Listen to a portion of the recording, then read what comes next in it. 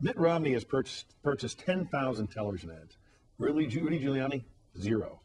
What he does is Giuliani has direct mail and niche radio, talking to conservatives saying, you know, I'm not all that bad.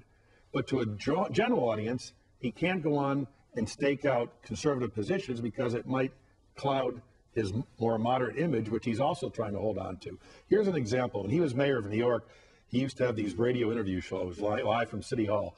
Here he is about the National Rifle Association. It really is absolutely astounding that the NRA continues to have influences in areas in which they make no sense at all. Far different from his appearance at the NRA last week. You think? What do we do as journalists to try to cut through this? The amazing thing is you see story after story after story, especially from the New York press, which after all knows Rudy Giuliani pretty well from his years as mayor. And he's not the most popular fellow in town. And he has certain eccentricities, shall we say, that the New York press has highlighted over the last few months. Doesn't seem to be making a dent anywhere else in the country. Why? That beats the hell out of me. They want a uniter, and he looks like a winner now. And so his political and social heresy, voters in the base are willing to overlook. And if you look at the polls, the second question, what's most important to you? Republicans will say it's defense and terrorism, and that's Rudy all the way. So they just want to unite behind someone. This has scared them, this fractious primary. They're usually behaving like Democrats are behaving, which is uniting early. So I think that explains why they're willing to overlook everything. And what generally happens in a campaign is that Giuliani's opponent would say, hold on a second. Those aren't the views you had when you were mayor of New York. The difficulty is Mitt Romney is one of his opponents. And Mitt Romney, when he was governor of Massachusetts, had many similar views. The log cabin Republicans, who are gay Republicans, have purchased an ad, what they believe is the truth about Mitt Romney. Let's watch that. For years, he's fought conservatives and religious extremists. Mitt Romney. I believe that abortion should be safe and legal in this country.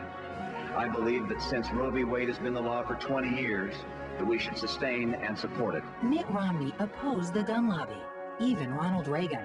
Look, I was an independent during the time of Reagan-Bush. I'm not trying to return to Reagan-Bush. A record fighting the religious right. A pro-choice record. Massachusetts values. Mitt Romney.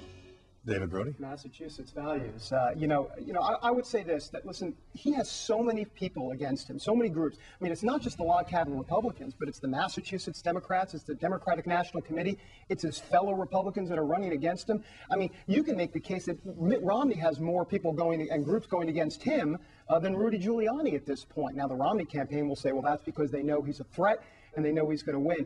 But what Mitt Romney needs to do is change the narrative. And the question is, has the flip-flop narrative that has been so prevalent over the last 6 months, will that continue? He wants to make it on the competent CEO narrative, you know, the guy that's that can come into Washington and change things.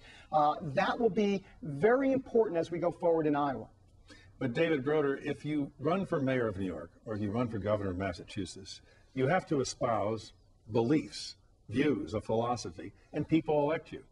Then you run for president and say, you know, that was for that state or for that city, but now I'm a different person with different views? It's a difficult transition, and we've seen that in the past. Also, Tim, when Bill Clinton was running, some of his positions that he took as governor of Arkansas, a pretty conservative state, did not help him win the Democratic nomination against more liberal candidates. So he had to do that, make that transition. But the most striking case was probably Jimmy Carter, who ran almost as a segregationist in Georgia when he was running for governor of Georgia. But then when he ran for president, luckily for him, had black, African-American, credible people from his home state of Georgia who vouched for him. This guy is for real. You can trust him. And that's how Carter got nominated.